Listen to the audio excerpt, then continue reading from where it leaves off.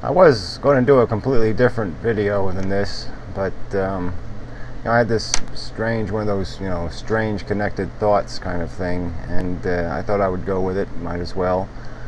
I made a joke, a couple of jokes about women on one of my message boards, on one of the comment boards, and well, anyway, long story short, the Platinum Kitty responded to one of the videos, and so I made a joke about scratching someone's eyes out, and that reminded me of a memory that's kind of connected to my whole atheist experience. How I became, or what solidified it, let's say, because like I said, I would think I was born atheist. So anyway, I remembered something that was just it was a very one of those key moments in your life kind of things. And so it's just kind of strange how this kind of, connected from these inadvertent events, and it brings up a memory, or it brings up a connection that's almost like in a dream state that just seems so irrelevant, but there is relevance. So anyway, the story goes, I was probably 10 years old, and I was in church, and it was big fancy church that eventually burned down, which is kind of funny. It's those kind of churches that burn down kind of things are always kind of funny. But anyway, it was really ornate, big huge organ, the whole smear, very intimidating kind of atmosphere. Everybody's well dressed, of course, suit, tie, the whole smear, and so I'm sitting there, filling in the O's on the little pamphlet, just doing my church thing, and they had this choir. And so these, people in the choir are walking down the aisle, and there was this girl, and the light was just perfect, and she was just beautiful, the most beautiful girl I'd ever seen. I was, 10 years old and horny, and this girl was just, unbelievable. I never saw anything so perfect, so beautiful. And I didn't realize at the time. I was told, shortly after, I hear something that this is a choir of blind people, and so I'm just stunned. The realization that this beautiful creature was blind, just I thought something was weird because her eyes looked so vacant, and they were like gray.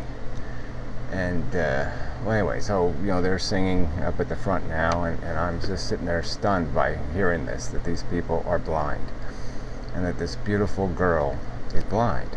And I just couldn't. It just stunned me, and I'm saying, well, why would God do that to this thing? Why? I just couldn't see there wasn't anything evil or sinful or wrong, or there wasn't a hair out of place, not a thing wrong with this thing. She was perfect, and yet she was blind. Why would God do that to her? And I was trying to imagine all the stuff she was missing, and all. How could this beautiful thing not know what beauty is? I almost was crying. This was just not acceptable. And so then, I'm thinking through it some more. I remember, and it was just harping at me. That why would a God ever do this? No way could be a God. And then I had this second realization. I said to myself, look how much I'm caring for this girl, and why am I doing it? Because she's beautiful. And I said, all those other people, there's 30 other people in that choir, and I couldn't give a damn. But she was beautiful, and so I gave a damn. And then that was a real tough one at my age, anyway, 10 years old, to deal with this fact that I was so corrupt. That here I was having this profound moment of empathy, this thing you would almost call an unselfish, empathetic pity, whatever you want to call it. But I had this sincere want for her to have what she didn't have, and I was even praying to God, look, God, you want to prove you exist? Well, I'm praying to you, I'm asking you, let that girl see. And so, I'm here I am doing this gesture of love, or whatever you want to call it, kindness, decency, and then I realized that, it's selfish. it's corrupted, it's broken, because I somehow can't generate that feeling for those 30 other people that weren't as attractive.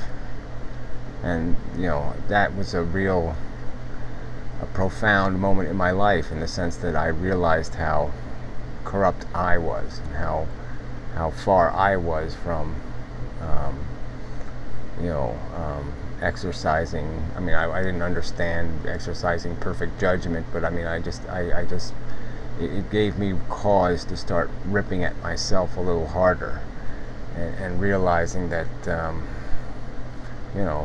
there's I have to account for my behavior before I can make God account for his behavior. It really wasn't that. I mean, that's going a little too far, maybe, just because you do expect a little bit more from a fucking God. But anyway, it was a big change in my whole, the whole course of your life, and so that's sort of what the moral of the story is that these unrelated events, these little nuances of happening, takes place in your life, and it completely changes who you are. It changes how you look at the world for the rest of your life. I mean, that moment changed me as a human being. I mean, maybe the same sort of realization would have come about 2 years later, or maybe 5 years later, or whenever it would have happened. But it was just the fact that you weren't even looking for it. And it's just this unrelated event happens, and you come to some realization on different levels about how you think and who you are and what you care about and why you care about it.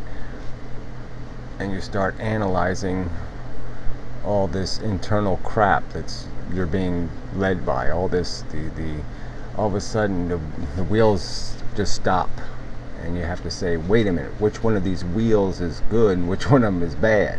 Which wheel is doing what that there's actually a requirement to start thinking about how you're thinking, because it's not just automatic. You just can't go with what you feel. You can't just go with this or go with whatever these wheels turn out, because you've got to exercise that final bit of judgment that has this knowledge in it. This little bit of knowledge that says, wait a minute, you've always got to check what the wheels produce. I mean, it's almost like your first obligation is to make sure the wheels are turning the right way, that they're turning real crap and not bullshit. And like I said, it changes the whole dynamic of who you become as a human being. Just little incidental happenings in life. And so anyway, future videos, I do plan on doing like some sort of random thing where I'm just going to pick subjects out of a random hat, so to speak. And so if there's like certain questions or something else that you would like me to discuss or talk about, you could post that. And I guess that'll be it. And so record time way under 9 minutes even. And we'll leave it at that.